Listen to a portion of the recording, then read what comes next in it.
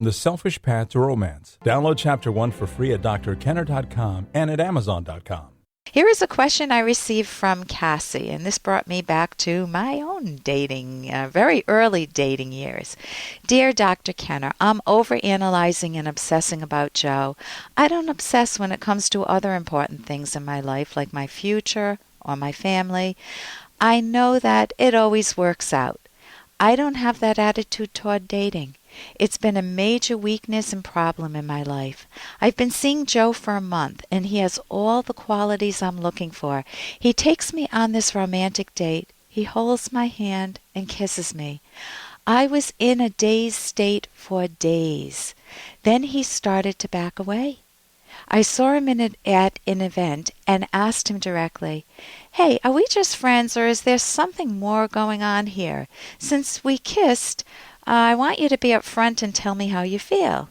He paused and said, "That's a good question. How do you feel?" And I said, "I like you, and I see this going somewhere."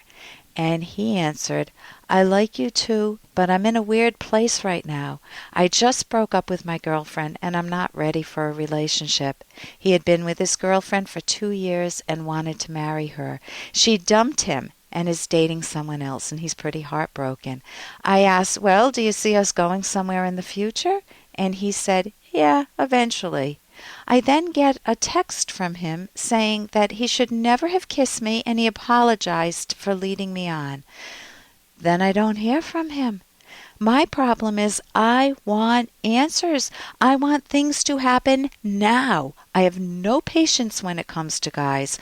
I want to be calm and wise about it all, but it's so difficult. I like him so much, and I want things to work out.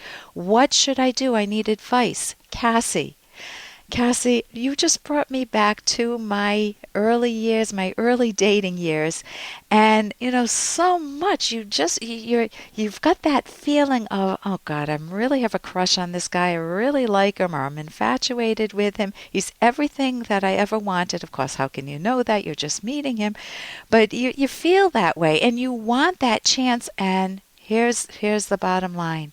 You cannot force his mind. It will backfire. The more you put pressure on him, the more he's going to resent you and say, "Phew, I'm glad I got rid of her."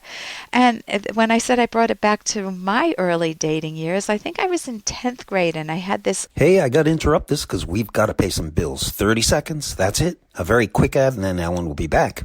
Romance. Ugh, I wish guys knew more about what we want from a relationship.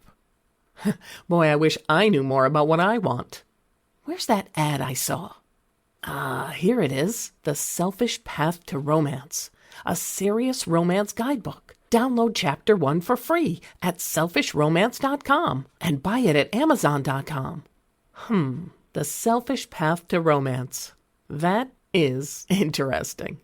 And when I said I brought it back to my early dating years, I think I was in 10th grade, and I had this amazing, wonderful, delicious crush on a guy who sat next to me in my Spanish class. Next subject. That happens to be my husband. And so I went home, and I covered my whole bulletin board with his name. I mean, his first name, his last name, you name it. I cut it out with collages were popular in the day.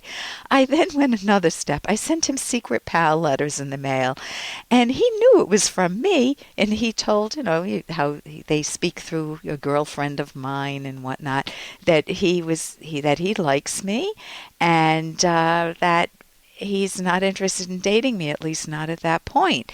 And so what do? He never dated me. He never asked me out. I just had this crush for the longest time. Now, do I regret the crush? No, I love the crush.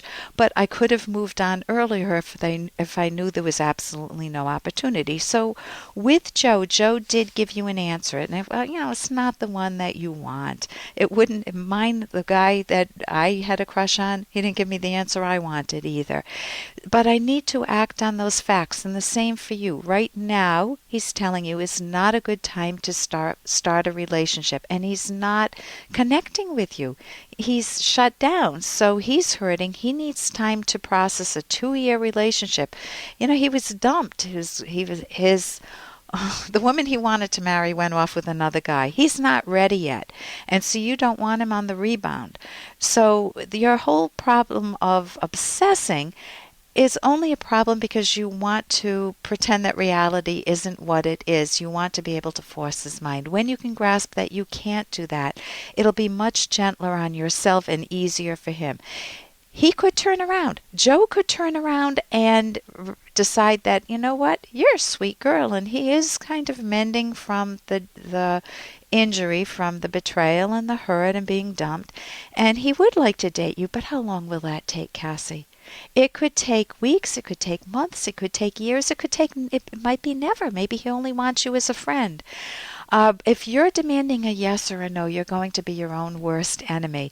So what I would recommend is learning the skill in dating of thinking longer range and currently giving yourself permission to act on your current knowledge, which is giving yourself permission to date other people, to move on. Also, I want to recognize that you do have a strength.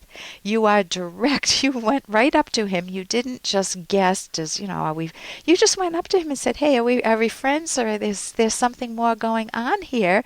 We did kiss. Give me a little more information. So you want to keep the good aspect of that, because it's very refreshing to hear, rather than people hinting or beating around the bush or expecting someone else to read their mind. That's not good communication. You could learn even more assertiveness skills if you'd like that, but it sounds like you've got some good ones to begin with. And here's a little more from Dr. Kenner. Look, I hate to cut this short, but I told some guys I'd meet him down at Duke's. You're leaving? Yeah, whenever you're ready, I'll walk you out. Dad, I haven't seen you in 2 years. I stopped by and you're leaving in 10 minutes? Oh, why don't we stop kidding ourselves? You don't really want to be here, and we don't really have anything to talk about. At least I'm making the effort. Oh, yeah. It's an effort to talk to me, huh? Well, I guess that's why you only bother coming home once a year at Christmas. But what the hell, I didn't go visit you in Boston either, did I? So, why don't we just drop this? That's a very poignant moment from, of all places, Frasier. And think of it in your own life. What goes through your own mind? If someone came to visit me, if my kids came to visit me, and I just felt like they were doing their time, putting in community service, how am I going to feel? I'm going to feel like I'm an object of pity, and I don't want to have that type of a relationship with my kids. And on the other hand, if they come and they're real eager to see me and I treat them that way, the way that Dad treated, what's Dad's name? Not Eddie. Eddie is the dog. Oh my gosh, this is a brain freeze here. Well, I can hear you saying it through the radio, but I'd forget it. Marty. The way that Marty is feeling, if you see the eyes and you've jumped to the conclusion that your kids don't want to be with you and they're just putting in time, what if you're wrong? How sad is that? And if it's awkward to talk with one another, if you've got a relative, your parents, or if your kids, your grown kids, you just feel like you can't talk with one another, you want to at least sit down with yourself and say, hey, what's going through my mind? What are the barriers? What do we need to talk about that would open up possibilities for us? How can we clear the air? If we can't do it with each other, if I'm afraid that, as everything's going to unravel, whatever we do have will unravel, can we get some help? Can we get some therapy together? Maybe some family therapy where it's just you and your parents, or you and your kid or kids, and just talk things through so you don't have to go through the rest of life carrying the emotional weight of tension with a child or with a parent. And that goes even with young kids. You want to figure out how to clear the air. It goes for everyone, doesn't it? It goes for situations with your friends or with a partner. For more Dr. Kenner podcast, go to drkenner.com and please listen to this ad. Here's an excerpt from The Selfish Path to Romance, the Serious Romance Guidebook by clinical psychologist Dr. Ellen Kenner and co-author Dr. Edwin Locke, who's world famous for his theories in goal setting. Many differences between partners' interests that conflict with one's own preferences can be ignored if they are not important enough to make an issue of. This is not the same as avoiding a significant moral conflict. It is avoiding making unnecessary waves about a legitimate personal difference.